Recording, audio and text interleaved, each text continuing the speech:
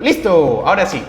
Bien, muy buenas tardes, estrellitas estrelladas. Vamos a dar inicio una vez a esta clase sota de literatura a cargo del maestro Elías León. No se olviden que si tienen alguna duda o consulta, pueden hacerla a través del chat o de preferencia activen su microfonazo. Buenas tardes, Alessandra.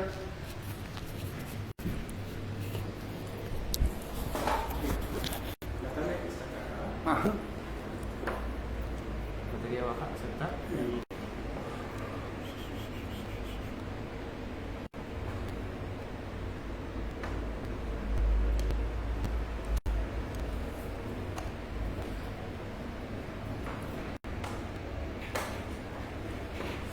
Se va a caer. ¿Se va a caer? No, está bien. Ya, muy bien. Buenas tardes, jóvenes, y bienvenidos nuevamente al curso de literatura. Hoy día, continuando con la secuencia del curso, ya nos toca también desarrollar una clase sobrenatural, ya, así que sin perder el tiempo vamos a desarrollar. A ver, muchachos, vamos a recordar, ¿ya? Nosotros ya la semana pasada hemos hablado acerca de literatura peruana, pero solamente hemos abierto la puerta a este mundo, ¿ya?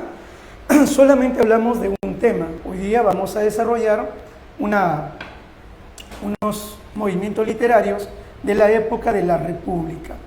Pero para eso vamos a recordar, punto número 1, que la literatura peruana, ¿ya?, primero se había desarrollado, aquí vamos a hablar de las épocas, una literatura prehispánica. El mejor título sería prehispánica. Algunos prefieren llamarle literatura quechua o literatura incaica, pero es que prehispánica abarca pues la totalidad, no solamente la lengua quechua, sino la aymara y las lenguas amazónicas, que han sobrevivido incluso hasta hoy en día la República. Luego, punto número 2, se desarrolló la literatura de la colonia. Esta literatura que habíamos dicho ya va a ser reflejo de España. Esta literatura que se inicia con la conquista, y la semana pasada hablamos del Inca Garcilaso, luego del Renacimiento, del Barroco, el Neoclasicismo y la Emancipación. Y ahí terminaba la literatura de la colonia, para dar paso a lo que viene a ser la vida republicana. Y hoy día vamos a empezar a hablar de la literatura de la República. ¿Está bien? Muy bien. Ahora sí, hay que recordar que cuando la República se inicia en el Perú, ¿ya?, aquellos personajes que habían luchado durante la época de la emancipación, ahora se sentían con el derecho para poder dirigir el país. Y entonces esto traerá como consecuencia el deseo de todos ellos de hacerse dueños de la silla presidencial. Por lo tanto, va a haber una época de inestabilidad política y social por los golpes de Estado que se van a brindar. Debido a eso, es que la literatura que se va a desarrollar no es una literatura que hable de amor, no es una literatura de corte sentimental. De manera obligatoria se tiene que desarrollar una literatura de corte social y de carácter realista. ¿Está bien? Profesor, el realismo ya llegó todavía. El realismo va a llegar mucho más adelante. Pero aquí ya tenemos una literatura que es como un temprano realismo, ¿ya?, que se va a dedicar a enjuiciar todo lo que está sucediendo en aquellos años. Una literatura que va a tener que tomar elementos de la realidad inmediata. Esa literatura va a llegar de España.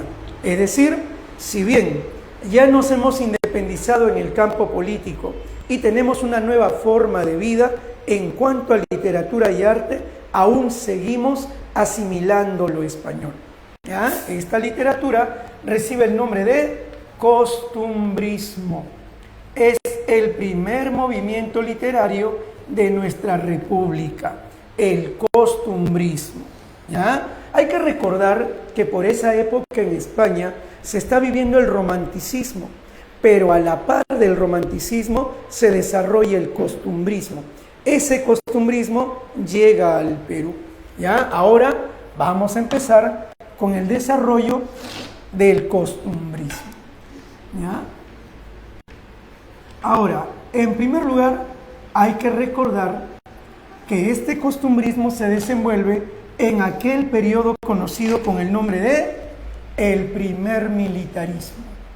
Es la época de Lamar, Gamarra, Orbegoso, Salaverry, Santa Cruz, ¿no? La época del caudillismo, la época de la anarquía del año 42, en que vamos a tener 6 presidentes en 4 años, una época en que se cambia la constitución al capricho de cada personaje. ¿Está bien? Por lo tanto, es una época de una sociedad en transición.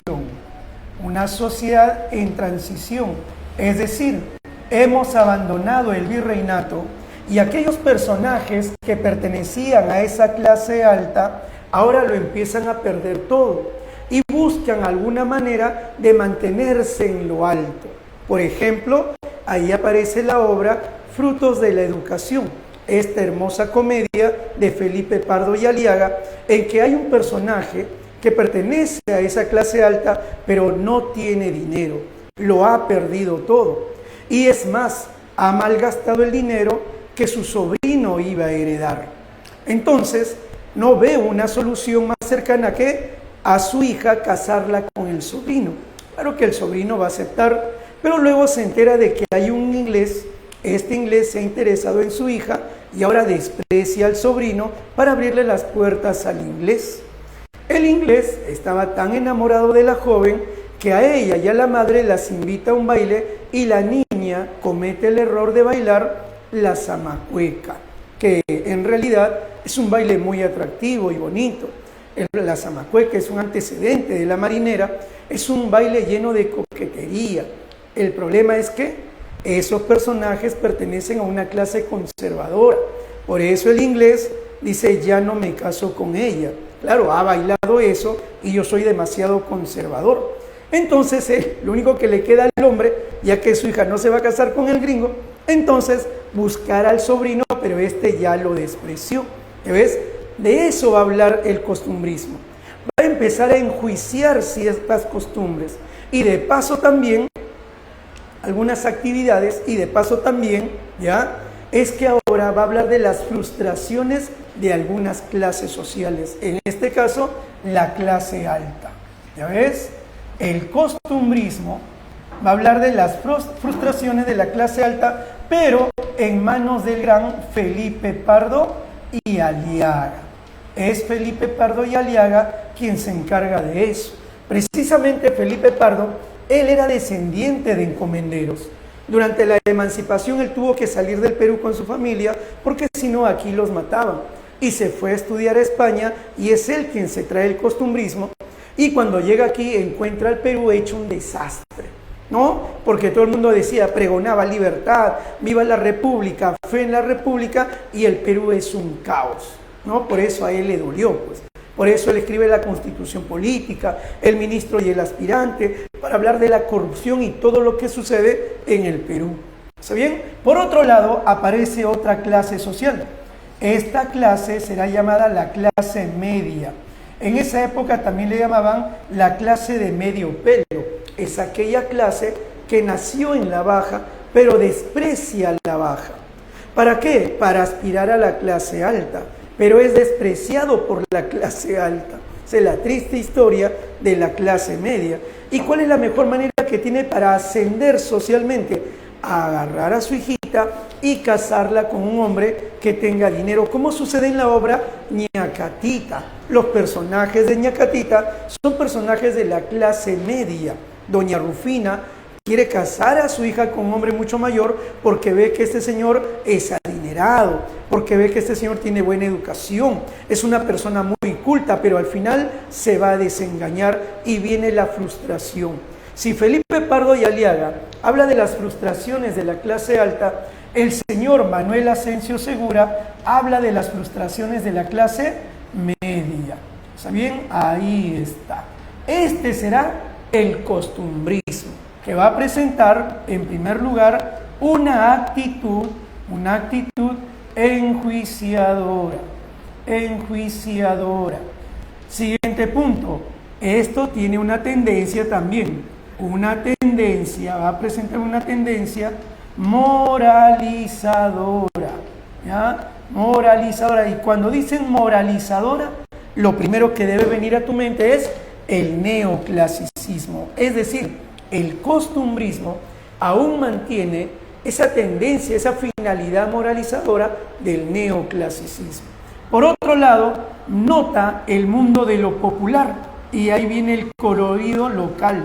Este elemento es un elemento del futuro romanticismo, ¿no? Eso es lo interesante del costumbrismo.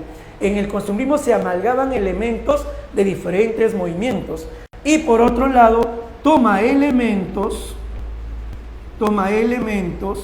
de la realidad inmediata, ¿ya? De la realidad inmediata. Ahí está, ¿ya? Inmediata. Por eso vino una vez en examen de admisión el costumbrismo. ¿Cómo se muestra? Se manifiesta como un temprano realismo, ¿ya? Porque toma elementos de la realidad inmediata. Por ejemplo, las viejas, conchudas, metiches, mal habladas como ñacatita. ¿Ah? Por ejemplo, también en esa época los soldados fanfarrones como el sargento Canuto. Por ejemplo, también aquellas jóvenes que coquetean con algunos personajes para conseguirle trabajo a sus novios, como la saya y el manto, ¿ya? Ahora que ya tenemos esto, ¿cómo se difundió este costumbrismo? Se va a difundir, ponemos aquí, difusión, ¿ya? A través del teatro. Y en el teatro van a empezar a desarrollar las comedias. Claro, es que la comedia se burla, critica y enseña. Además también la poesía satírica, en contra sobre todo de algunos personajes de la política de aquella época. Así también a través del periodismo. Y en el periodismo, claro, en esta época aparecen periódicos como El Fusilado, ¿no? El Moscón, La Bolsa, El Espejo de mi Tierra, que será de Felipe Pardo y Aliaga, o Lima contra el Espejo de mi Tierra, ¿no? De un personaje chileno, pero que se desarrolla aquí en el Perú, donde colaborará el señor Segura. Aparte, también tenemos aquí los artículos de costumbres, que algunos también suelen llamarle cuadros de costumbres. Ya, cuadros de costumbres. Muy bien, ya tenemos todo este punto. Ahora ya creo que tenemos derecho para poder hablar acerca de Manuel Asencio Segura. Ya no debemos olvidar que estamos ante una sociedad que está en transición. Así que hay una búsqueda, hay una necesidad, una búsqueda, ¿ya?, de la expresión nacional. Claro, es decir, aquí en esta época había una lucha entre conservadores y liberales. Se está buscando la expresión verdadera del Perú, ¿ya? Ahora, la obra ñacatita, vamos a verificar aquí, vamos a ver rápidamente la obra ñacatita de Manuel Asencio Segura. Como ustedes ya deben saber, la obra pertenece al género dramático. Es una comedia que presenta ¿cuántos actos, muchachos? ¿Cuántos actos presenta ñacatita? A ver, vamos a recordar. No, ustedes ya lo saben, ¿verdad? A ver, ¿cuántos actos tiene ñacatita? A ver, muchachos. ¿Ah? Ya, mira bien. Ajá.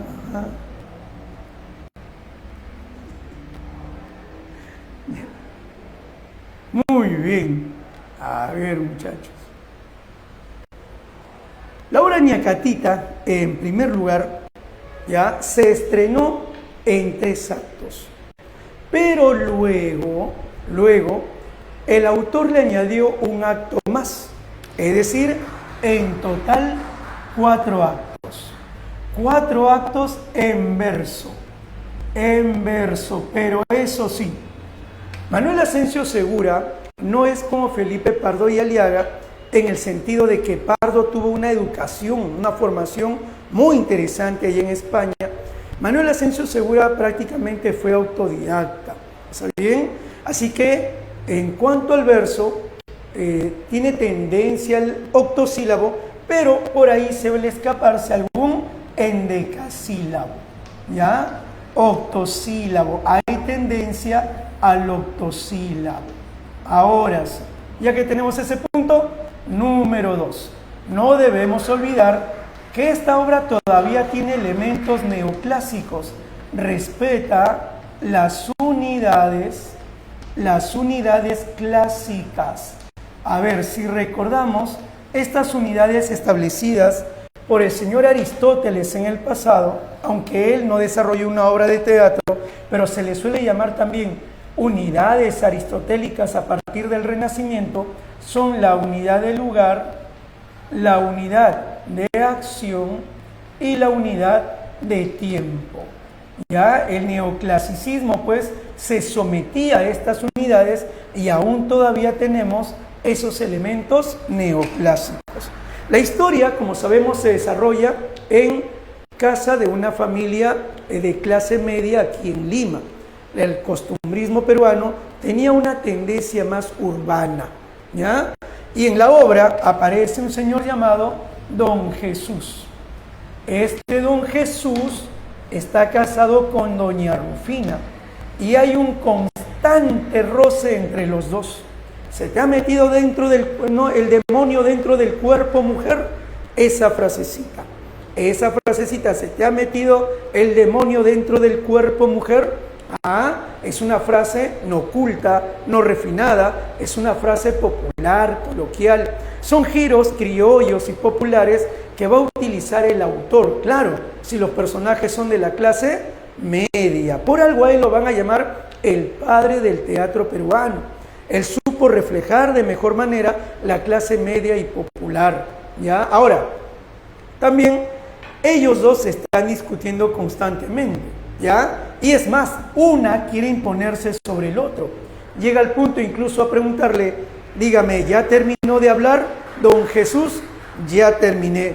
Pues haga de cuenta que no ha dicho ni chus ni mus. O sea, todo lo que ha hablado el pobre don Jesús ha sido en vano. O sea que aquí encontramos un tema. Hay una lucha entre el varón y la mujer. Es una lucha de sexos muy interesante. ¿Está bien? ¿Y por qué están peleando?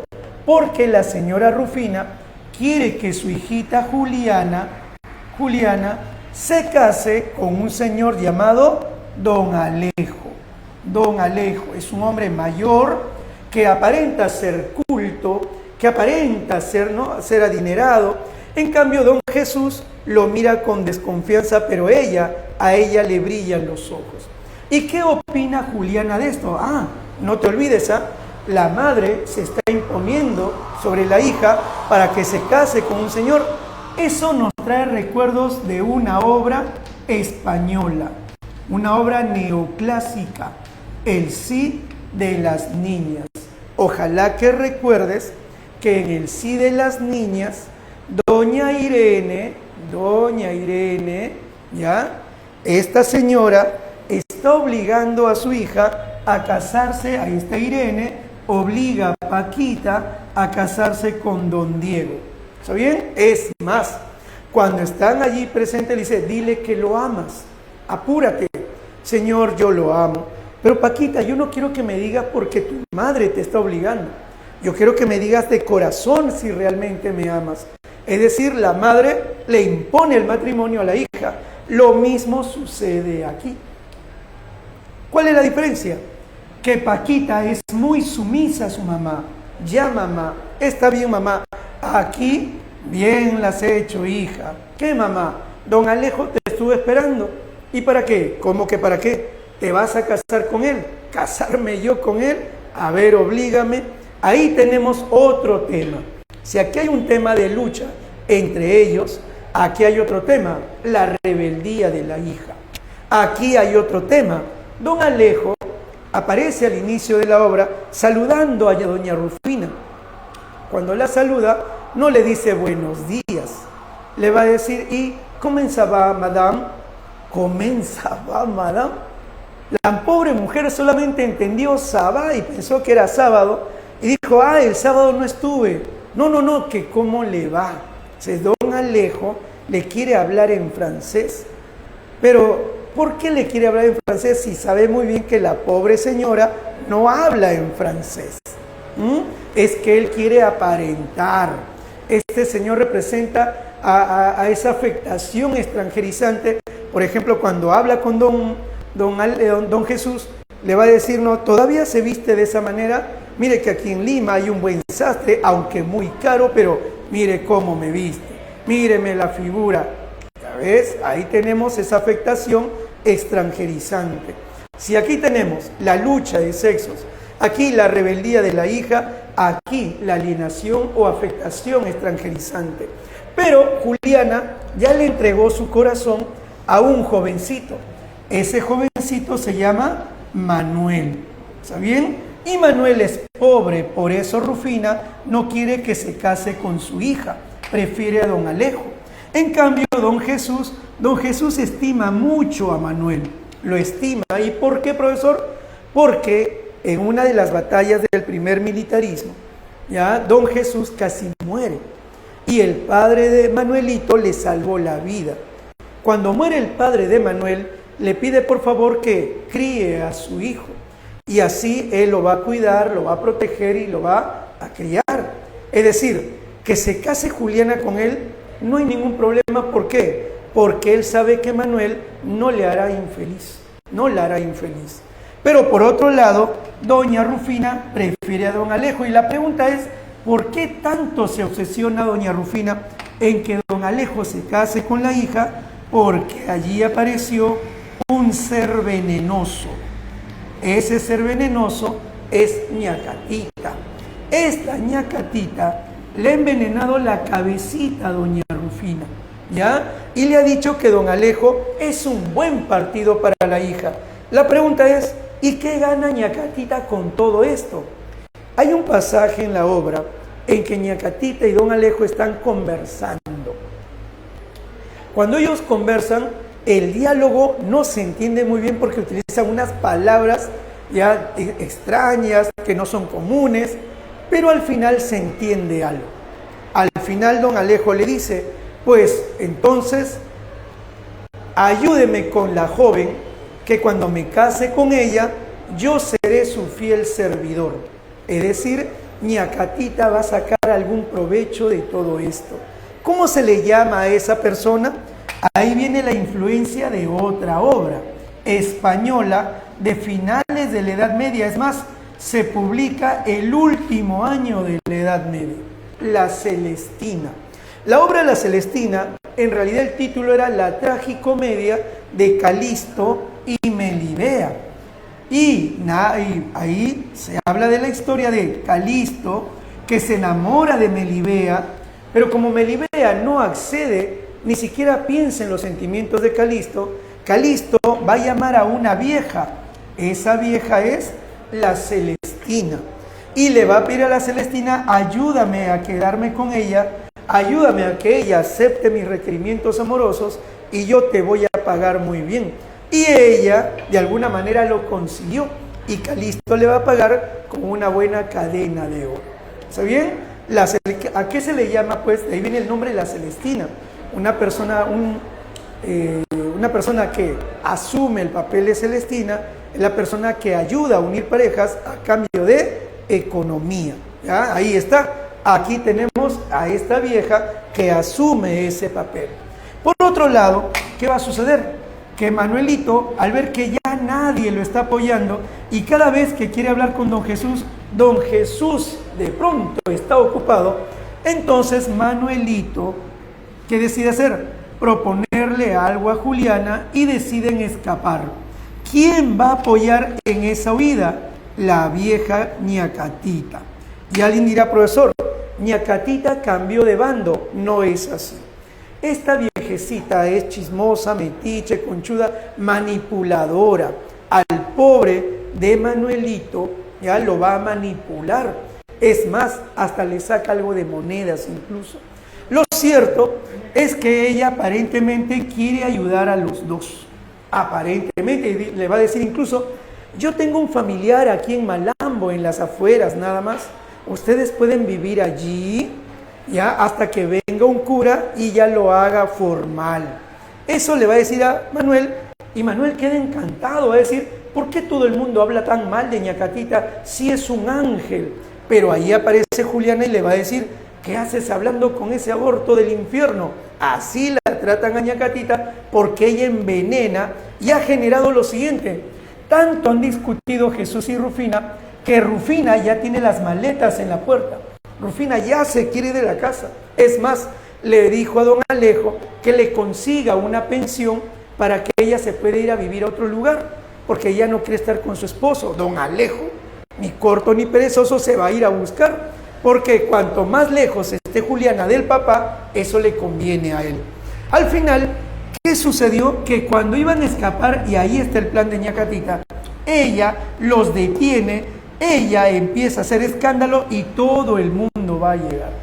Y cuando llegan todos, entonces descubren que iban a escapar.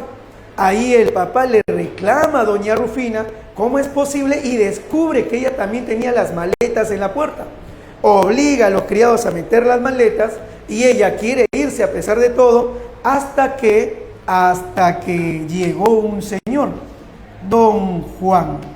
Este don Juan va a llegar, pero don Juan llegaba solamente desde el Cusco, había pasado por Ayacucho y se había encontrado con un amigo que tenía en común con don Jesús, ¿ya?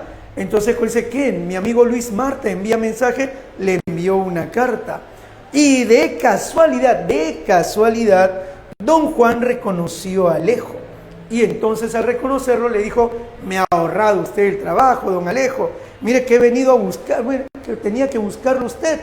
Don Alejo se hizo el desentendido y dijo que no lo conocía, que lo estaba confundiendo y ahí le revela, pero vengo a traerle un mensaje de su esposa.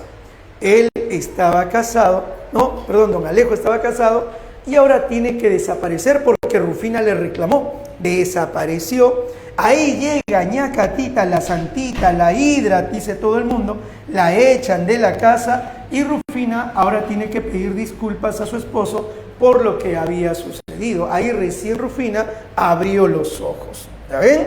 Esa es la historia de Ñacatita. ¿Ya, muchachos? Ahora creo que con eso ya podemos marcar las preguntas, las alternativas. A ver, pregunta número 1, rápido nada más. Yo sé que ustedes ya tienen la respuesta. ¿Cuál sería la respuesta? A ver.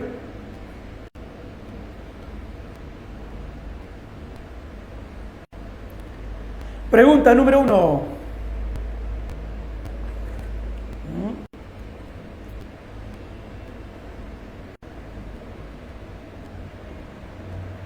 Uy, algo le pasó, ¿no? ¿Qué pasó? No sé, aquí. Ah, ya, se cerró. Es que se para desconectando, creo. Ah, es que está desenchufado. Con razón decía, se está bajando la batería. Yo no sabía que estaba desenchufado. Ya, muy bien. Entonces vamos a la pregunta número 1. La respuesta sería la alternativa. A ver, la 1, verdadero. La 1 sí verdadero, la 2, falso. La 3, verdadera. La 4, falso. Así que la respuesta es Ángela. Número 1, Ángela. Número 2, Ñacatita es, ahí te puedes confundir con varias alternativas. Ya hemos dicho que es una comedia en 4 actos, así que la A queda descartada, la B queda descartada, la C puede ser, la D queda descartada, la E también puede ser, la C y la E. Pero, dice, uno de sus temas principales, ya, ¿cuál sería? La reivindicación de la clase alta, falso. Recuerda que los personajes de Ñacatita son personajes de la clase media. Por lo tanto, la respuesta sería la C, de Cecilia. ¿Está bien? 3. Doña Juliana, la hijita, ¿no? Dice, pues mi madre se equivoca, solo que me vuelva loca, con consentiré en esa unión. No porque le ame y respete, logrará que me sujete a tan dura condición. Aunque libre me encontrara, nunca con él me casara, pues no lo puedo sufrir. Ahí está, ¿ya chicos? Es decir, ella está mostrando, ¿no?, algo opuesto a la decisión de la madre. Por lo tanto, la respuesta es la B de Beatriz. Muy bien, ahora que ya hemos desarrollado el costumbrismo y de una manera veloz, ya, porque hoy día tenemos una labor titánica, ya, vean por acá, chicos, el costumbrismo se va a ir despidiendo de la escena literaria. Un señor en el campo de la política toma el poder, y al tomar el poder, él nos regala una época de tranquilidad y paz. Además, comienza la venta del guano, y entonces va a haber un ingreso económico bastante interesante que atraerá a la corrupción, pero por otro lado va a apoyar a los intelectuales. Entonces, en esta época aparecen los hermanos Pasoldán en el campo de la historia, la poesía, la geografía. Es una época de intelectuales que van a llegar desde España para convertirse en rectores del Colegio Nuestra Señora de Guadalupe. O sea, en realidad es una época muy buena, ¿no? Para los artistas va a haber un mecenazgo intelectual, ¿ya? Debido a eso es que los jóvenes van a empezar ya no a tratar temas acerca de la realidad inmediata, sino que ahora prefieren expresar su mundo íntimo, interior. Y es así que estalla el romanticismo. Estalla el romanticismo en el Perú. No olvidemos que el romanticismo había estallado en Alemania con el movimiento Sturm und Drang. ¿Está bien? Tampoco no puedo mucho decir. Así que aprovecho. Ya, listo. Había estallado en Alemania con el movimiento Sturm und Drang. Y aquí al Perú, ¿cuándo va a llegar? Llega a mediados del siglo XIX, cuando Ramón Castilla toma el poder. O sea, mediados. Para esa época ya murió en Europa el romanticismo y recién llega al Perú. Es decir, es un romanticismo tardío. Vamos a comenzar por aquí. A ver, sígame la cámara por aquí. Y colocamos romanticismo peruano. ¿Ya? El romanticismo en el Perú. ¿Ya? Sabemos que se desenvuelve en la época de la prosperidad falaz, y también se va a desarrollar el primer gobierno civilista del señor Manuel Pardo. Ese Manuel Pardo es nada más y nada menos que el hijo del poeta Felipe Pardo y Aliaga, ¿ya? Muy bien, y recuerda toda esta época de prosperidad falaz, el gobierno civilista, hasta la Guerra del Pacífico. La Guerra del Pacífico le va a dar la estocada mortal al romanticismo, aunque se va a seguir desarrollando, pero sus latidos ya son débiles. Está agonizando ya en la época posguerra del Pacífico. Ahora, ¿qué debemos recordar? Las principales características del romanticismo son tres, fundamentalmente. Primero, el romanticismo es sentimental. Imposición del mundo subjetivo. Segundo, el amor a la naturaleza.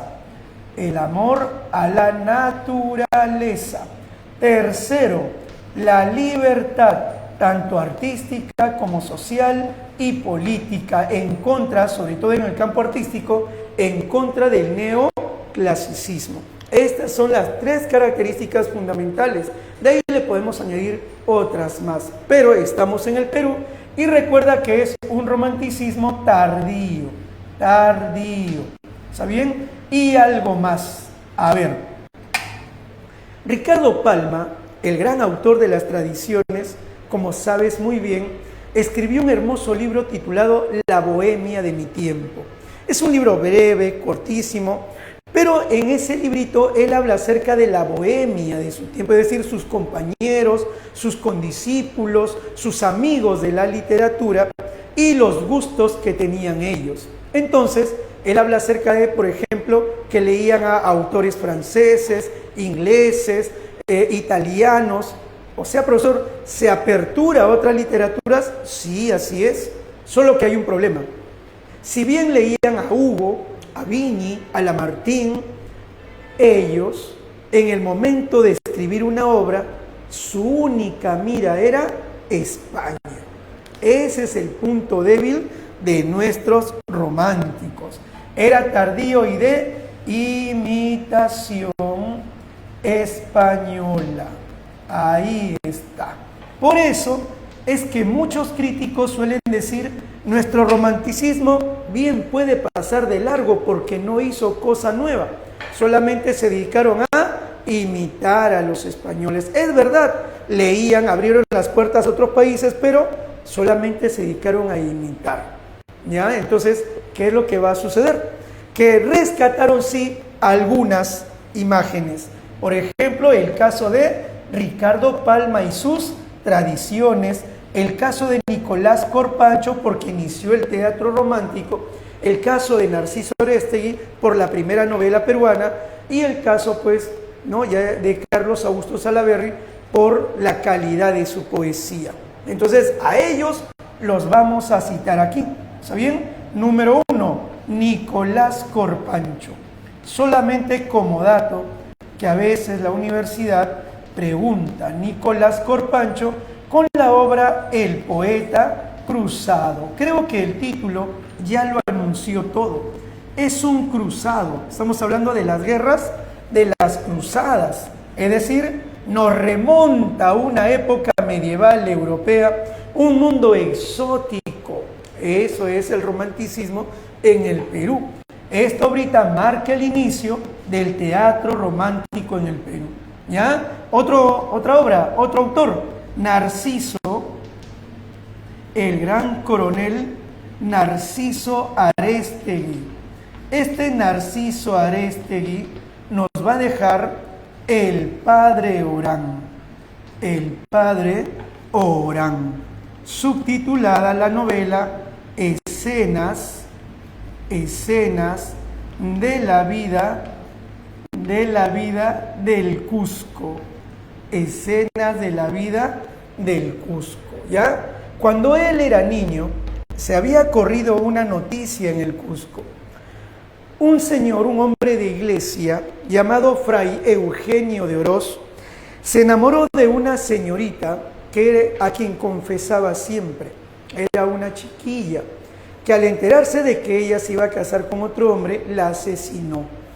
Este crimen pasional rondaba siempre en la cabeza de Narciso Aréztegui, que luego decide ficcionalizarla con el título de El Padre Orán y lo va a publicar de manera de folletín, o sea, quincenal, semanalmente, los capítulos en el periódico El Comercio de Lima. El subtítulo ya anuncia mucho, Escenas de la vida del Cusco, es decir, tiene algo de costumbrismo todavía. Por eso hay algunos libros que colocan esta obra dentro del costumbrismo último, ¿no? Le dan fases al costumbrismo algunos críticos en el costumbrismo último. Otros lo colocan dentro del romanticismo. ¿Por qué? Porque se publica en la época romántica y dos, es un crimen pasional. Ya es un crimen pasional. Por eso la Universidad San Marcos la considera como la primera novela romántica. Primera novela romántica. Y hay una cosita. Esta novela fue leída por la señora Clorinda Mato de Turner. Luego de leer la novela, Clorinda Mato quedó tan encantada que la llamó la primera novela peruana. ¿Por qué la primera novela peruana? Chicos, Manuel Asensio Segura también escribió una novela, Gonzalo Pizarro. Como el título ya anuncia, es un personaje español. Y antes de Segura estaba Pablo de Olavide, a finales de la colonia. Y Pablo de Olavide escribió muchas novelas. El problema es que eran novelas con personajes españoles, conciencia española, espíritu español. O sea, no había todavía una novela netamente peruana hasta que apareció El Padre Orán, ¿no? Así la consideran muchos críticos la primera novela netamente peruana. En esta novelita a veces el narrador se detiene para poder hablar del problema del indio.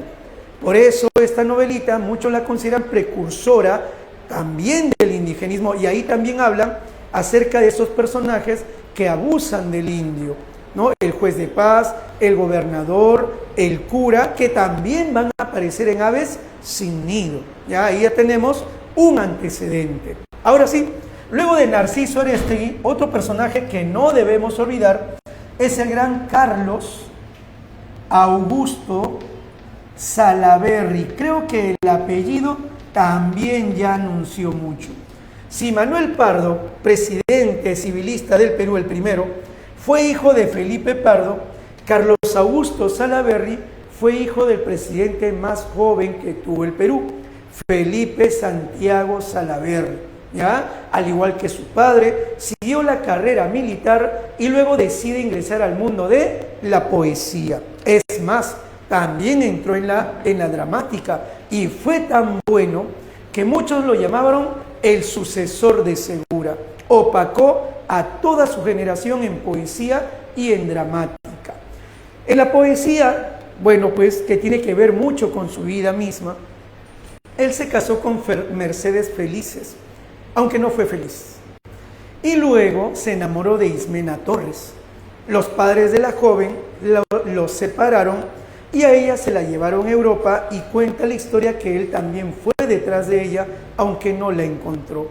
Pero todos los días escribía en un cuadernillo cartas de amor que nunca llegaría a enviar. Luego, de ese cuadernillo desempolvado, arrancaría unos versos, y así conformó el hermoso poemario, el más bello de nuestro romanticismo, Cartas a un ángel. Ahí está el mismo título, Cartas a un ángel, y dentro de este Cartas a un ángel está el poema Acuérdate de mí, oh cuánto tiempo silenciosa el alma, mira en redor su soledad que aumenta, como un péndulo inmóvil ya no cuenta las horas que se van, el tono elegíaco, ni siente los minutos cadenciosos, a golpe igual del corazón que adora, aspirando la magia embriagadora de tu amoroso afán. Ya no late, ni siente, ni aún respira. Petrificada el alma allá en lo interno, tu cifra en mármol con buril eterno queda marcada en mí. Ya ves, ese es Carlos Augusto Salaverry. Es más, José Miguel Oviedo estuvo fascinado con el lenguaje que desarrolla Carlos Augusto Salaverry. ¿Está bien, chicos? Ya listo. Ahora sí, sin embargo, a quien nos pide la universidad es Ricardo Palma. Ya hemos recordado a los demás. Ahora vamos a ver aquí. ¿Está bien? Ricardo Palma Soriano, en primer lugar, fue poeta. Eso no lo debes olvidar. Sin embargo, Salaverry opacó a todos los románticos peruanos. La poesía de Palma en sus inicios no era, digamos, una gran poesía, pero tampoco pues era mala, ¿no? Con el tiempo él va a ir perfeccionando el verso, ¿ya? Él escribió ahí armonías, juvenilias, pasionarias, y luego se viene la dramática. Y en dramática le fue mal, aunque Rodil, una obra bellísima, bonita, ¿no? Pero para la época muy criticada. Salaverry opacó a todo el mundo. Ingresó también en el campo de, él desarrolló obras de historia. Por ejemplo, Anales de la Santa Inquisición. Y también ingresó al campo de la lingüística. ¿Saben? De la lingüística. ¿Ya? Así que él fue miembro de la Real Academia, él fue uno de los fundadores de la Academia de la Lengua Peruana, ¿no? Él escribe, por ejemplo, neologismos y americanismos para poder introducir algunas palabras en el diccionario y que sean reconocidas, ¿ya? Pero Palma, sobre todo, resalta en el campo de la narración. Y en la narración, él nos va a dejar una novelita que lastimosamente, bueno, nos dejó realmente con el deseo de querer leer la obra, porque durante la ocupación chilena se perdió la novela. Se dice que quemaron su hogar y ahí se perdió Los Marañones. Esta hermosa novelita, Los Marañones. ¿Está bien? Listo. Pero también escribió las famosas Tradiciones Peruanas. Ahora nos vamos a centrar en las tradiciones peruanas. ¿Ya? Cuando le preguntaron a Palma qué es una tradición, ¿no? Cómo él desarrolló su tradición, porque en realidad muchos escribían tradiciones, ¿no? Pero Palma le añadió algo a su tradición. Palma respondió: sobre una base de verdad, aunque infinitesimal u homeopática que sea, el tradicionalista crea un gran castillo. Es decir, toda tradición se caracteriza porque primero presenta una base de verdad, es decir, la historia. ¿Está bien? Hay una base real, ¿ya? Por ejemplo, por eso introduce personajes históricos, datos históricos, como el Padre Pata. El Padre Pata es una tradición muy linda que habla acerca de un curita llamado Fray Matías Zapata. Pero este señor era recontra español y justo aparece en la época del proceso de independencia. Entonces, durante las misas, él agarraba y empezaba a atacar a don José de San Martín. Es más, llegó a decir que ni siquiera le deben decir San Martín, porque ese señor no es ningún santo. Más bien hay que quitarle el San y solamente llamarle Martín, como ese hereje de la Reforma, ¿no? Martín Lutero. Y entonces él prohibió que le digan San Martín, no nada de don José de San Martín. Eso se enteró don José de San Martín.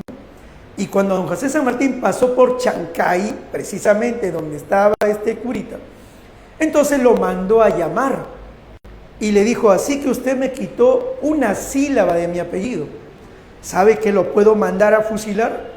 Al pobre curita le tembló el cuerpo, pero dijo: no lo voy a hacer, pero eso sí, si usted me quitó una sílaba de mi apellido, ahora yo le voy a quitar una sílaba del suyo. Y a partir de hoy día, usted se va a llamar el Padre Pata. Y va a firmar todos los documentos como Matías Pata y ya no Zapata. Y entonces se cuenta de que él firmaba solamente Matías Pata, Matías Pata, Matías Pata, y así quedó registrado. Hasta que luego llegó don Simón Bolívar y le devolvió la sílaba de su apellido. ¿Ves? Hay algo de verdad, la emancipación, hay algo histórico, San Martín, Bolívar, pero lo demás será real. Ahí viene la labor precisamente del tradicionalista. ¿Está bien? La historia se une a la ficción. Y cuando la historia se une a la ficción, es que surge la leyenda, pues. Esa es la diferencia con el mito. Y ahí viene la leyenda romántica. A esta leyenda romántica le añade el cuadro de costumbres. El cuadro si es de costumbres, pertenece al costumbrismo. Y si pertenece al costumbrismo, entonces este cuadro de costumbres no lo va, digamos, va a llevar esa leyenda, lo arraiga, pero a nuestra realidad. Ojo, el costumbrismo era de tendencia realista. Entonces, Palma está jugando entre la historia y la ficción. A esto le añade algo más. Le añade el humor. El humor. Muchas veces la ironía. ¿Está bien? Y también la oralidad. La oralidad que consiste no solamente en el lenguaje coloquial, lleno de frases criollas, sino también en cuanto a que a veces recurre a una especie de diálogo con el lector, lo vuelve cómplice de la historia, ¿ya? Ahora, un ejemplo de tradición también es los gobiernos del Perú. Ricardo Palma llama a esa sección hilachas. En esa pequeña hilacha, los gobiernos del Perú nos dicen por qué el Perú anda tan mal gobernado.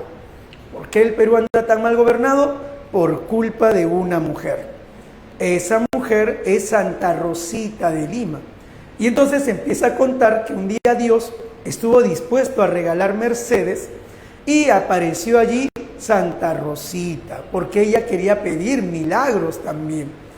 Entonces, claro que los milagros no iban a ser para ella, que con hacerla santa ya le habían dado suficiente, sino que quería pedir algo para el Perú. Y entonces le dijo: Señor, te pido que mi país tenga un clima benigno, y Dios lo concedió.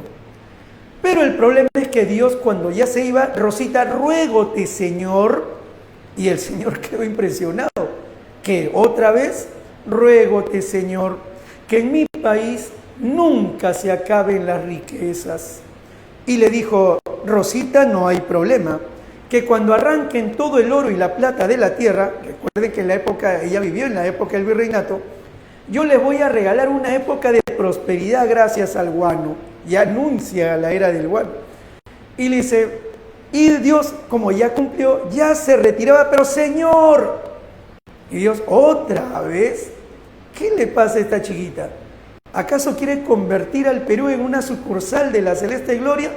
Señor, te pido que las mujeres de mi país sean las más hermosas del mundo y que los hombres tengan clara inteligencia. Y Dios se lo concedió. Por eso las mujeres peruanas pues son las más hermosas y todos los hombres tienen clara inteligencia. Cuando ya se iba, nuevamente, Señor. El Señor ya estaba aquí un poco molesto. Solamente pensaba, ¿y esta chiquita?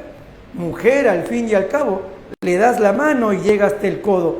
Esa frasecita de corte popular, es la oralidad. Y le va a decir, Señor, solo la última, quiero que mi país tenga buenos gobernantes. En ese momento Dios ya estaba molesto y simplemente le dijo, Rosita, Rosita, ¿no quieres irte a freír buñuelos? Y cata que por eso el Perú anda tan mal gobernado. Si otro gallo nos cantara y nuestra santa hubiese empezado por donde terminó, y era verdad pues, ella se preocupó primero por la belleza, por el clima, por la riqueza y olvidó algo fundamental para el país, que es pedir buenos gobernantes. ¿Ya ven? Entonces Ricardo Palma juega también con el humor. Ahí podemos nosotros deducir la estructura de las tradiciones. ¿Está bien? La estructura. A ver, ¿cuál es la estructura? Aunque algunos críticos hablan hasta de 6 partes, solamente podemos dividirla en 3. La primera, primero hay una introducción a lo que se va a contar, introducción a la historia. Luego viene el parrafillo histórico que se le conoce como, también se le conoce como digresión histórica, digresión donde se introducen personajes históricos, datos históricos, para brindar verosimilitud al relato. ¿Ya? Ese es el parrafillo histórico. Y finalmente, la anécdota que se va a contar. La anécdota, claro que al final, a veces hay una especie de moraleja, como sucedió con Santa Rosita. ¿Ya? No olvidemos que él escribió más de 450 tradiciones. Y de esas más de 450 tradiciones, más de 300 pertenecen al periodo del virreinato. O sea, allí hay mayor cantidad de tradiciones. Muy bien, chicos, ahora sí vamos a marcar rápidamente las siguientes preguntas.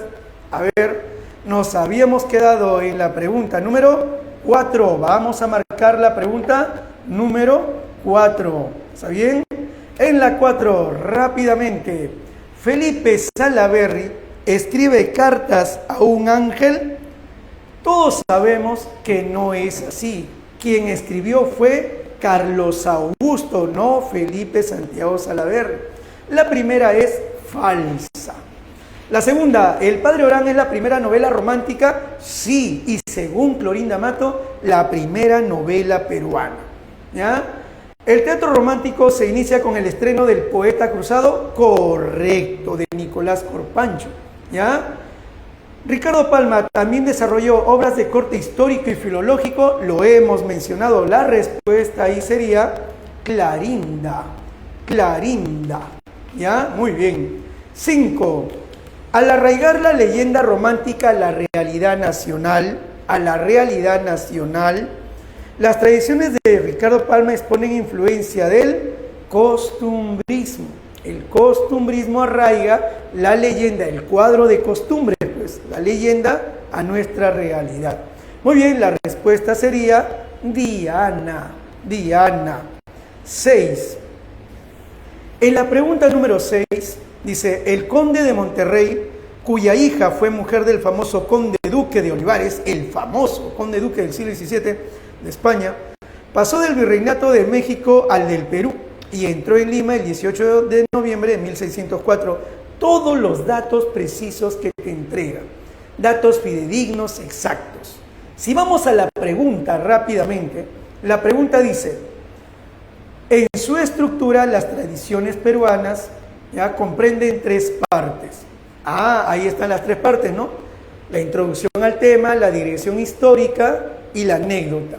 Dice aquí, una de ellas denominada presenta lo que confiere verosimilitud, lo hemos mencionado, es la digresión histórica o también se le puede llamar el parrafillo, el consabido parrafillo histórico. La respuesta, por lo tanto, es la C de Clara. Muy bien, hasta ahí es el romanticismo. Ahora vamos con el realismo. Muchachos, en esta carrera que tenemos el día de hoy, titánica, ¿puedo borrar la pizarra?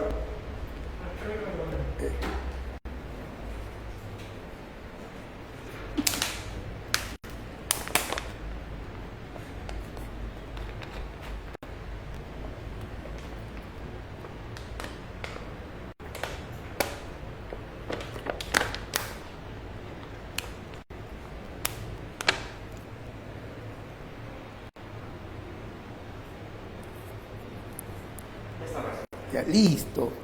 Muy bien. Vamos a borrar. Listo. Borro sin preocupación. No hay preguntas, no hay duda, ¿no? Preguntaba si la 6 era la C, la alternativa C. La 6. La 6. Sí, correcto, la alternativa C, de Consuelo. ¿Ya? Listo.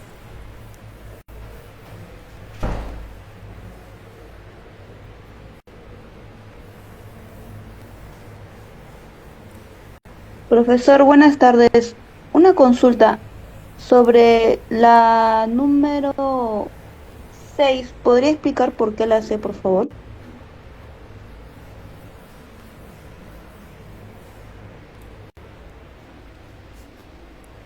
Ya, ahora sí, veamos por acá. Muy bien. Nosotros ya hemos desarrollado hasta el romanticismo. Recuerda, el costumbrismo es época del primer militarismo. El romanticismo, la época de la prosperidad falaz. Pero dijimos que el romanticismo recibe la estocada mortal con la Guerra del Pacífico. Al finalizar la Guerra del Pacífico, el Perú tiene que reconstruirse. En el campo de la historia, ese periodo se le conoce como reconstrucción nacional o también el segundo militarismo, ya que estos señores vuelven al poder, ¿no? Hablamos de Cáceres, hablamos de Iglesias, ¿verdad? Entonces, incluso va a haber guerra entre ellos. Hay que recordar que ahora comienza una dependencia al capital inglés, se firma el contrato Grace, ¿no? Y a esto se le suma el Tratado de Ancón con la pérdida, la mutilación del territorio nacional, ¿no? Y el grito de Montán de Miguel Iglesias.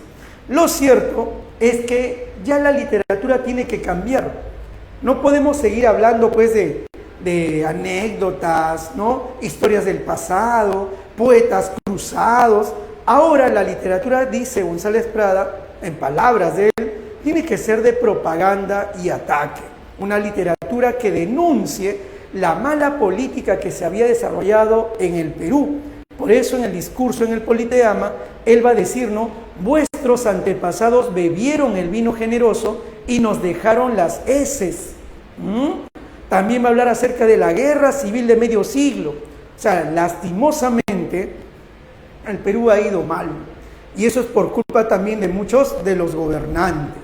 Entonces, la literatura ahora tiene que ver la realidad. De allí que se desarrolle el realismo en el Perú. Así como el costumbrismo llegó de España, el romanticismo había nacido en Alemania.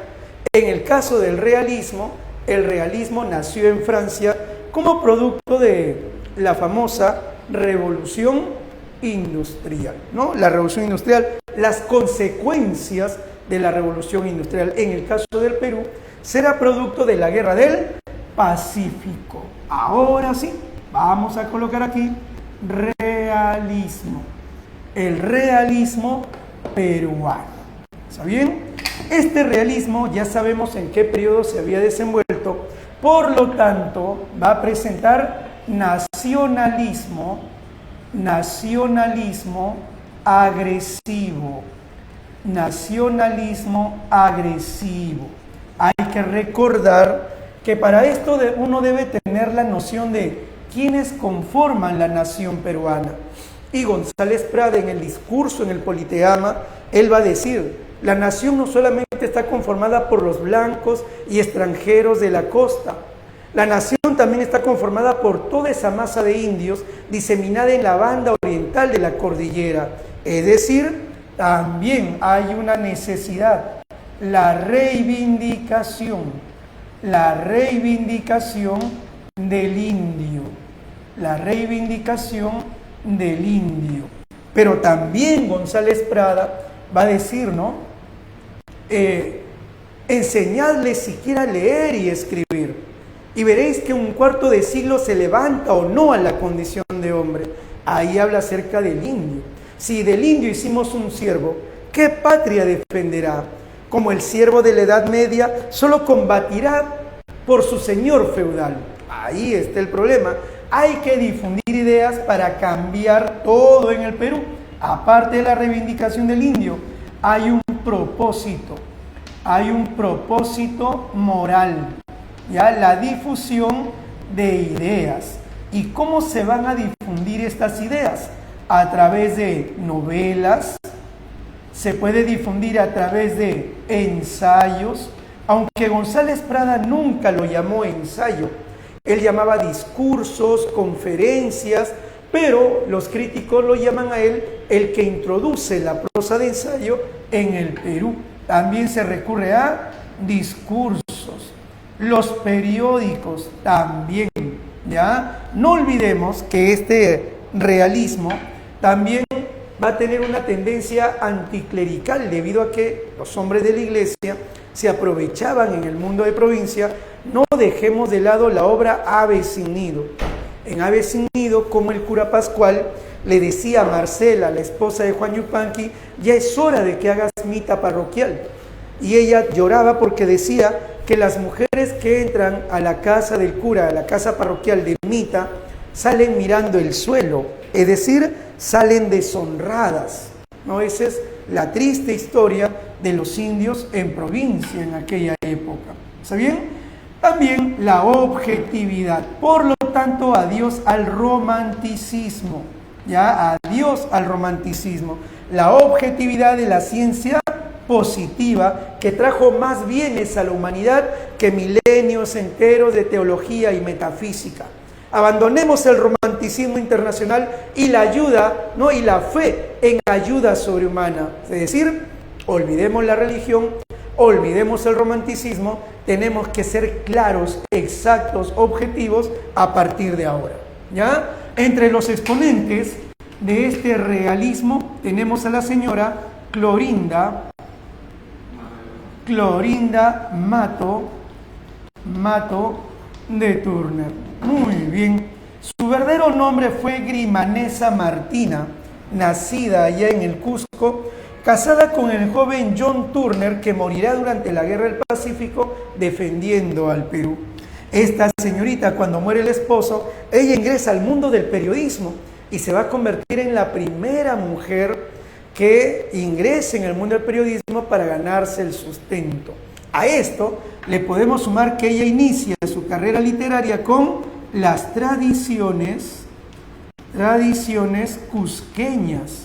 Es decir, aquí hay influencia de Ricardo Palma. Ella admiró a Ricardo Palma, ¿ya? Claro que no llega a la calidad de la pluma de Palma, pero escribe esta obra. Está bien inspirado, pues, siguiendo esas huellas de Palma. Pero luego, ya ella que vivió en Tinta y vio lo que hacía la iglesia, lo que hacía el gobernador, lo que hacían los notables con los indios, decidió trasladarlo a la obra Aves sin nido.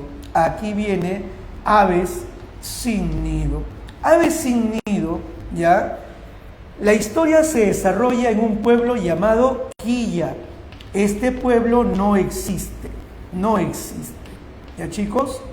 Es un pueblo ficticio, pero cuando describe, al inicio, en las primeras líneas, describe la plaza de Quilla, es idéntica a la plaza de Tinta donde ella había vivido.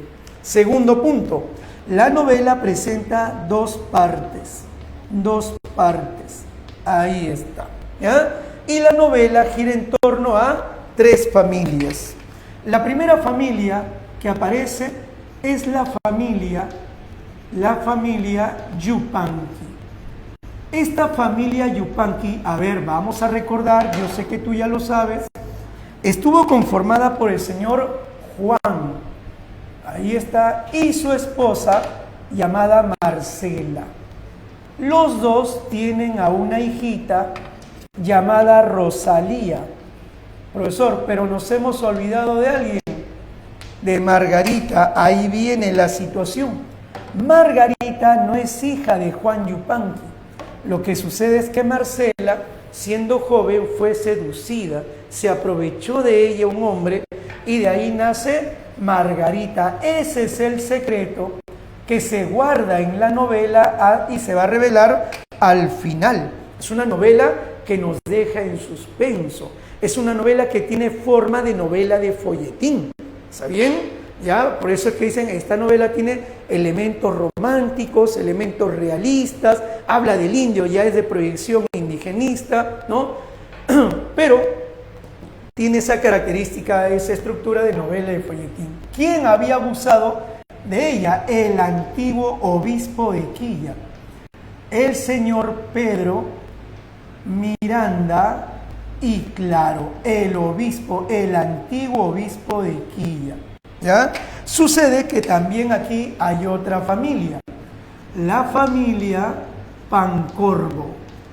La familia Pancorbo está conformada por la señora Petronila y aparte de Petronila, Sebastián. Aquí está, Petronila y Sebastián. Sebastián, este miserable, es el gobernador de Quilla. Él es uno de los notables que explotan a los indios y tiene como aliado al cura Pascual Vargas. Aquí está Pascual Vargas. Y por otro lado también a Estéfano Benítez. ¿Ya? Estéfano Benítez. Listo. Y no tienen hijos ahora. Ella sí tiene un hijo. Y Sebastián, a pesar de todo, la aceptó con hijo y todo. Por eso, ese chiquito admira, quiere mucho, lo estima a Sebastián. Porque quiso a su madre a pesar de que ella ya tenía un hijito. Ese chiquito es Manuel. Y Manuel fue producto también de un abuso. El mismo obispo, Pedro Miranda y Claro, abusó de la madre de Manuel. Él es producto de un abuso. ¿Ya? Todos sabemos muy bien que estos chicos se van a enamorar y el amor es a primera vista, como solía ser en las novelas románticas. ¿Está bien? pero al final se revela de que los dos eran hermanos y ya no pueden formar un nido de amor. Por eso el título Ave sin nido. Ahora, el título Ave sin nido tiene dos connotaciones. Cuando termina la primera parte y mueren los padres de Margarita y de Rosalía, Juan y Marcela mueren, y Marcela le revela toda la verdad y en secreto a la otra familia. La otra familia que va a venir aquí solamente había llegado ya a establecer un negocio de minas. Es la familia joven desde Lima, el señor Fernando y la señora Lucía, ¿ya? Y ellos deciden defender a los indios, ¿ya? Ahí está. Y entonces sucede que Marcela le revela toda la verdad a Lucía y le pide por favor de que cuide de sus hijas. Por eso Lucía, al finalizar la primera parte, le va a decir a Fernando: tú encárgate con ellos, que yo voy a buscar un albergue para estas aves sin nido. Aves sin nido, ahí alude a las dos niñas. Han perdido a sus padres. Pero luego, cuando ya deciden venirse a Lima, junto con las chiquitas, porque ellos van a cuidar de ellas, entonces Manuel los sigue y como el tren en el que venía se descarriló, felizmente sobrevivieron y se hospedaron. Allí Manuel llega y pide la mano de Margarita. Es ahí cuando Fernando le dice que ¿cómo es posible que pidas la mano de Margarita si el cura Pascual, que había inventado todo el problema para matar a la familia Marín, tu padre participó de eso y él también es parte del mundo criminal que acabó con la familia Margarita? Es ahí donde Manuel le va a revelar de que no es hijo de Sebastián, que él es hijo del obispo Pedro Miranda y Claro. Es ahí donde también Fernando le revela toda la historia de Margarita y los dos descubren que son hermanos. Por eso al final se exclama ave sin nido y ahora alude a los jóvenes que no pueden formar un nido de amor. ¿Está bien?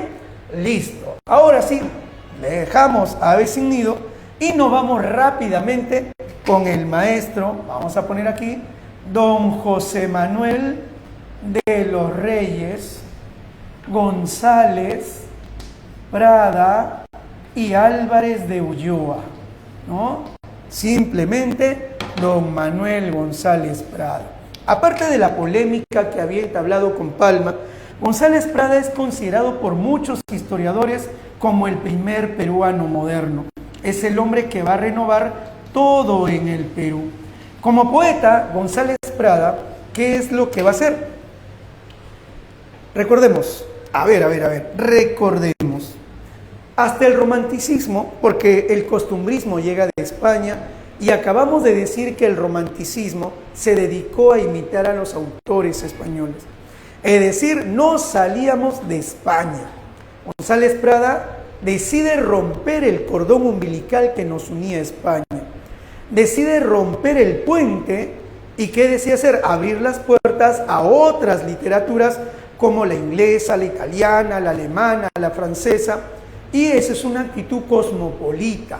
Por eso, José Carlos Mariátegui, en sus 7 ensayos, el último ensayo, Proceso de Literatura, él suele decir que Manuel González Prada representa, o es en el Perú, el precursor de la transición del periodo colonial al periodo cosmopolita. Es él. ¿Está bien? Eso es una actitud cosmopolita, ¿ya? Abrir las puertas a diversas literaturas. ¿Y qué hizo? Se trajo todas las estrofas que estaban en desuso, estrofas interesantes, y aquí empezó a difundirlas y renovó el verso, por lo que será considerado precursor del modernismo. Ya te vas poniendo triste y es la causa un solo beso. Por un beso que me diste, ya te vas poniendo triste. Tú quisiste, no quisiste, mas el labio fue travieso, ya te vas poniendo triste y es la causa un solo beso. Esa perfección parnasiana, ese juego de versos que se repiten y encaja todo de manera exacta en cuanto a la idea. Es un triolet de Manuel González Prada. ¿Saben, chicos? Así como en poesía, él va a ser el gran precursor, ¿no? Va a ser el gran precursor del modernismo. Así también en prosa es considerado el gran precursor del indigenismo por su defensa al indio. Precursor del indigenismo. ¿Está bien? Listo. Introduce la prosa de ensayo en el Perú. Es más, Manuel González Prada en prosa nos va a dejar su gran obra Páginas Libres, cuyo título ya anuncia ese acto de rebeldía, ese deseo de libertad, el no escribir con G, sino con J, el no tildar la preposición a, que antiguamente se tildaba, el utilizar la I latina en lugar de la Y griega. ¿Ya? Dentro de este librito, Páginas Libres, se encuentra el discurso en el Politeama. Creo que hemos mencionado hasta la saciedad diferentes pasajes del discurso en el Politeama, y allí habla acerca de la reivindicación del indio, la mala política. Por ejemplo, cuando dice, ¿no? El Perú fue cuerpo vivo, expuesto sobre el mármol de un anfiteatro, para sufrir las amputaciones de médicos que tenían cataratas seniles y manos con temblores de paralítico. O sea, imagina que tú estás enfermo, te van a operar y el doctor que te va a operar tiene cataratas seniles y tiene manos con temblores de paralítico. O sea, ese doctor es el que operó al Perú. Ahí habla de la mediocridad de la política, la mediocridad de los políticos, los gobernantes de aquellos años. ¿Está bien? También va a hablar acerca de esa actitud de revancha contra Chile, ¿no? Él va a decir, por ejemplo, un pasaje: el día que tengamos hombres a la altura del siglo y gobernantes a la altura del siglo, entonces y solo entonces marcharemos sobre Tacna, Arica, Iquique, Tarapacá, porque el porvenir nos debe una victoria. O sea, hay una actitud de revancha hacia Chile. No hay que dejarlo dormir. Lancemos de cuando en cuando el rugido apagado de nuestra cólera. ¿Ya? A ver, vamos a marcar entonces. A ver, chicos, vamos a marcar. Pregunta número 7. Pregunta número 7. ¿Ya? Muy bien. Dice, sobre el realismo, ¿qué marcamos en la pregunta número 7? A ver, muchachos, ¿qué marcamos? Dice en la pregunta número 7, las características más resaltantes de este realismo son, ¿no? Su interés por temas sociales, sí, correcto. Su gusto por el pasado colonial, falso. Su nacionalismo agresivo, sí, correcto. ¿Está bien? Luego dice, ¿y su preocupación por la renovación del país? Sí, correcto. Entonces, la respuesta sería la alternativa, la C, verdadero, falso, verdadero, verdadero. ¿Ya? Listo. La C de Clarinda. 8. Sobre el discurso en el Politeama. El tema central gira en torno a la renovación política y social del país. Sí, verdadero. 2. Critica la corrupción e incompetencia de las élites gobernantes. Correcto. Número 2, verdadero. Recurre a un lenguaje de expresiones antagónicas, niño viejo. El niño quiere rescatar con el oro lo que el hombre no supo defender con el hierro. Los jóvenes a la obra, los viejos a la tumba. Sí, hay expresiones antagónicas, verdadero. Revalora la herencia del sistema colonial, falso. La respuesta sería la A de Ana. 9. Al indio no se le predique humildad y resignación, sino orgullo y rebeldía. Estamos hablando del indio, que ha ganado con 300 o 400 años de conformidad y paciencia. Mientras menos autoridades sufra, de mayores daños se liberta. O sea, el indio sufre por culpa de estas autoridades. Deduciendo la alternativa correcta, se muestra al indio, ¿no?, como una clase social explotada. Alternativa, consuelo. ¿Ya? En la 10, a ver, la 10 dice: Lucía, que tenía cerca a Margarita, la trajo hacia su corazón y estrechándola contra su pecho le dijo: vamos a buscar a tu hermanita Rosalía. Hace tantas horas que no la vemos. Y dirigiéndose a su marido agregó: Fernando, tú entiéndete con ellos. Yo voy a preparar el albergue prestado para las dos aves sin nido. Ya ves, ese es el final de la primera parte. Ellas son aves sin nido, acaban de perder a sus padres. Y se nota claramente esa actitud paternalista. La respuesta sería la alternativa C. La alternativa C. Listo, ¿no? La 10, la C, la 11. Ya, la 11. Ahora veamos acá. A ver, muchachos. Vamos a ver un momento por aquí.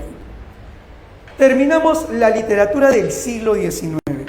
Adiós al siglo XIX. ¿Ya? Recordemos que en el realismo, don Manuel González Prada ya anunciaba la llegada de un nuevo movimiento literario. Ese movimiento literario será el modernismo, que hace su ingreso en la escena literaria, ¿no?, en el Perú, más o menos faltando 5 años para que acabe el siglo XIX. O sea, justo cuando Piérola da golpe de estado a Cáceres y comienza la República Aristocrática. ¿Ya? Profesor, ¿y tan tarde llegó? Sí, si lo comparamos con la fecha de inicio, se inició en 1888 y al Perú llega por esa época. ¿Sabes por qué es? Porque lastimosamente no podíamos hablar de princesas, centauros, faunos como Rubén Darío, porque la crisis demandaba de que la sociedad ahora se encuentre pues viendo la realidad, analizándola y buscando soluciones. ¿Ya? Entonces, ¿qué va a suceder? Que ingresando al siglo XX, el modernismo se hace del poder en la primera década. Es más, el mejor libro del modernismo peruano, Alma América, se publica en el año de 1906. Listo. Pero, ¿qué sucedió? Sucedió, muchachos, de que el modernismo, recordemos el modernismo, se caracterizaba por su lenguaje refinado, recuerda Rubén Darío, por su exotismo, su cosmopolitismo. Entonces, muchos poetas enamorados de Rubén Darío siguieron ese camino. Y el problema es que continuaron repitiendo, y fue una especie de repeticionismo, cansancio, hartazgo, debilitamiento, y el modernismo entra en una fase de crisis.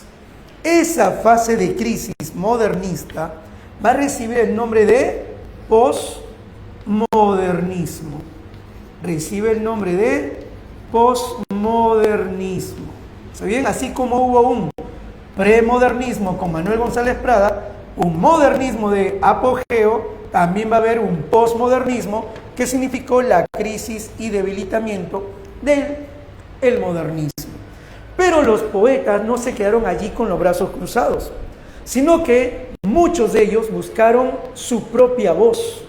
Es decir, se habían enamorado de la poesía de Rubén Darío, pero ahora era necesario buscar su propia voz. Aunque mantenían influencia del modernismo, ahora van a empezar a buscar su propio camino. Es decir, el modernismo es la búsqueda de una nueva forma de expresión. ¿Está bien? Y al final, ¿en qué desembocó todo esto?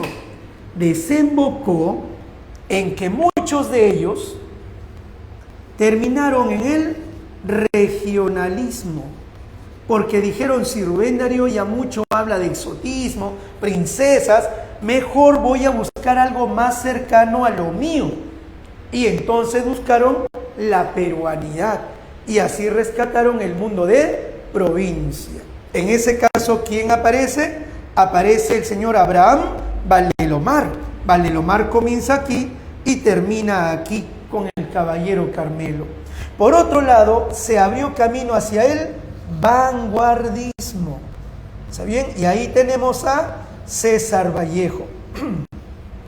Vallejo, que se había iniciado con los heraldos negros de corte modernista y posmodernista, luego llegaría Trilce y viene su fase vanguardia. ¿Ya ven? Ahí está. Así evolucionó en el Perú. Entonces, vamos a colocar aquí posmodernismo para marcar de una vez. ¿Ya, muchachos? Posmodernismo. Ahora sí. Número 1. ¿Cómo podemos definir el posmodernismo? Primero, es la época de crisis y debilitamiento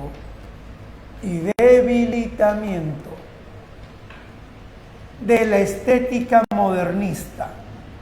Muchos jóvenes todavía desean seguir con el modernismo y otros ya quieren liberarse del modernismo. Así que aquí vamos a encontrar jovencitos que están en búsqueda de nueva expresión.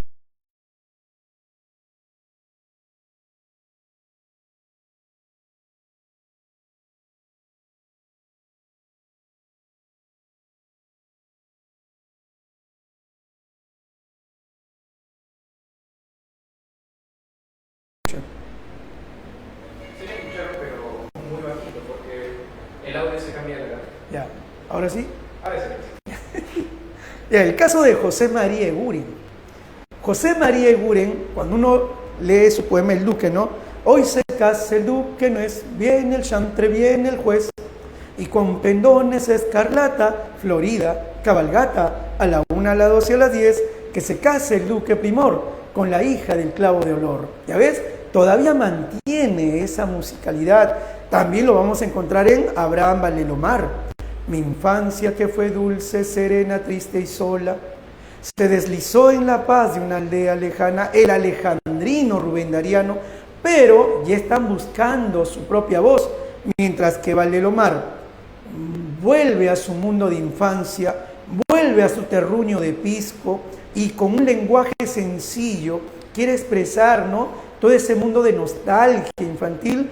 Eguren nos traslada a un mundo de misterio, un mundo distinto, el del simbolismo.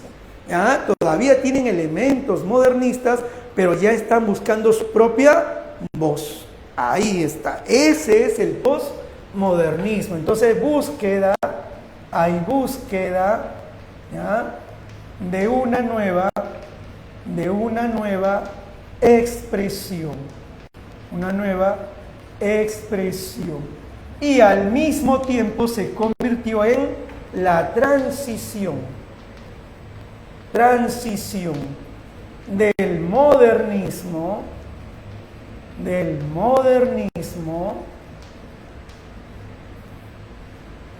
al vanguardismo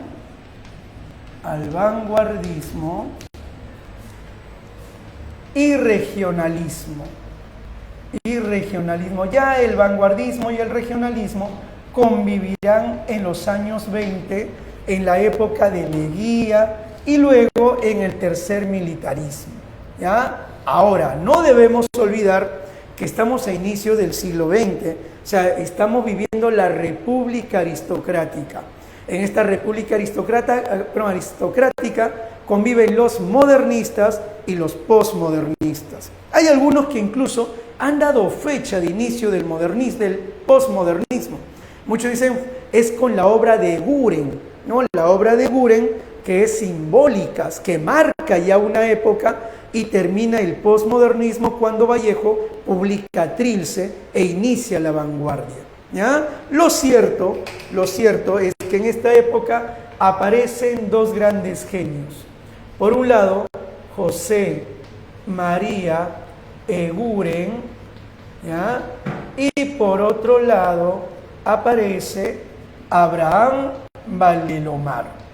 ¿Ya? José María Eguren, ¿qué lo caracteriza? Como diría José Carlos Mariátegui, ¿ya? No te olvides, Mariátegui decía, Eguren es un poeta esencialmente puro. Él desarrolla la poesía pura. Su poesía no quiere ser filosofía, no quiere ser política, solamente poesía, nada más. ¿Ya? Segundo, Eguren es un poeta del periodo cosmopolita. Periodo cosmopolita, eso lo dice en sus 7 ensayos. Y es un poeta de lo maravilloso, la poesía de lo maravilloso. Ahí está, ¿ya? Catalogado como un poeta simbolista. ¿Cuáles son los motivos para que él sea considerado simbolista? Son 3 motivos. Primero, Eguren decía, la poesía no debe describir, la poesía debe sugerir. Entonces él pregonaba la sugerencia poética, ¿ya? Sugerencia poética consiste en decirlo, pero sin decirlo. No decirlo de manera directa. Y ahí todo el mundo apuntó a una gran diferencia con Chocano. Cuando uno lee a Chocano, José Santos Chocano, el modernista, en el bosque de aromas y de música lleno, la magnolia florece delicada y ligera, cual vellón que en las zarzas enredado estuviera, o cual copo de espuma sobre el lago sereno. Es hermosa la poesía de Chocano. ¿Cuál es el problema? Que describe y es muy directo. Te describe una magnolia, es verdad, tiene bonitas imágenes, plasticidad, pero describe. En cambio, Eguren te traslada a un mundo de ensueño. Y tú no sabes si te está hablando de una niña, o de la luna, o de la poesía, no lo sabes, pero te traslada a un mundo de misterio. Por eso dicen, con él surge la poesía como misterio. Y él, por eso, con su obra simbólica, dicen, marcó una época e inició el ciclo de fundadores de la tradición poética, que de ahí vienen los vanguardistas. Por ejemplo, Martín Adán, el autor de La Casa de Cartón, se enamoró tanto de la poesía de Eguren que le dedica La Casa de Cartón a Eguren. Y cuando uno lee La Casa de Cartón, todo es full imágenes. Entonces, ahí surge pues una vertiente, gracias a Eguren, le van a decir Moro, o Westphalen y muchos más, y esto llega hasta la generación del 50. Esa es la tradición poética en el Perú, y él lo va a iniciar. La sugerencia también, ¿qué más? La musicalidad, la poesía como orquestación musical, y también el cromatismo. Los colores en Eguren adquieren ciertos significados. Por otro lado, Valdelomar, él va a dirigir el grupo llamado Movimiento Colónida, ¿no? Colónida, por la revista que él va a dirigir. Y este grupo Colónida, ¿qué era lo que pregonaba? La peruanidad, el rescate de la peruanidad. Pero ¿cómo se rescata esa peruanidad? En provincia. El mundo provinciano. Ahí está la peruanidad. Es más, ¿no? Mariátegui, que también formó parte del grupo Colónida, ¿ya?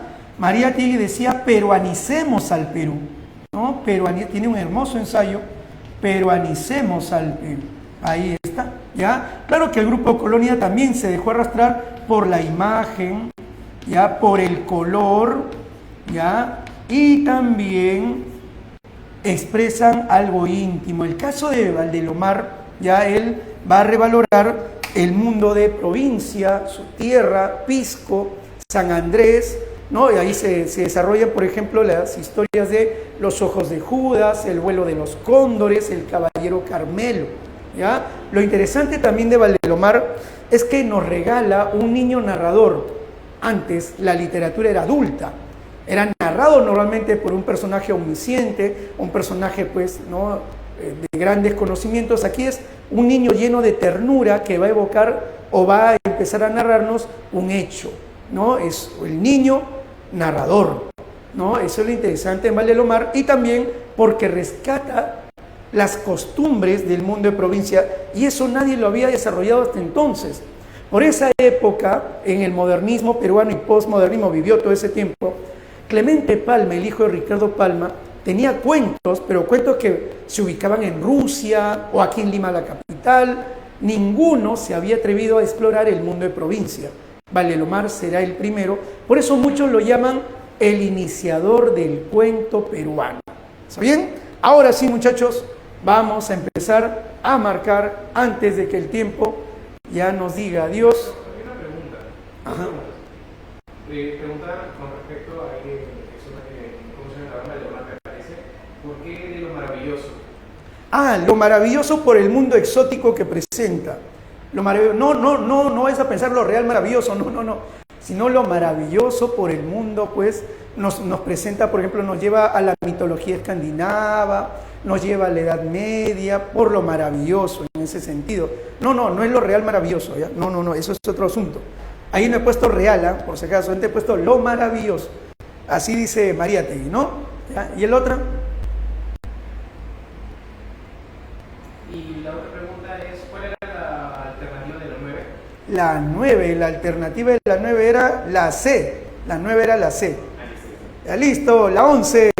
Chicos, vamos a empezar a dar claves porque el tiempo nos ha vencido. Lastimosamente debemos partir. Ya, vamos a soltar las amarras. La 11, la alternativa Esther. La 12, la alternativa Beatriz. La 13 es de Guren, y ahí habla de la tarda, y uno se pregunta, ¿qué es la tarda? ¿No? Nos deja con el misterio. La 13, la respuesta es Angie. La 14, ¿no? La respuesta es Belisa, B de Belisa. Y la 15, la respuesta es Diana. Ya, muchachos. Lastimosamente el tiempo nos ha vuelto a vencer, no perdona, es impío, ¿ya? Y ya la próxima semana nos veremos de nuevo con otra labor titánica de seguro, ¿no? Sí. Ya. Nos vemos, muchachos, un abrazo, hasta la vista. Sí. Sino que no me quedó anotar las últimas alternativas. Las puede decir rápido, yo no lo tengo. ¿Cuáles fueron las últimas? A ver, ¿qué pregunta? Las últimas que dijo, ¿cuáles fueron? A ver, en la 14 es la B. Ya. Y en la 15, la D de Diana. Esas fueron las últimas, ¿no? ¿Sí?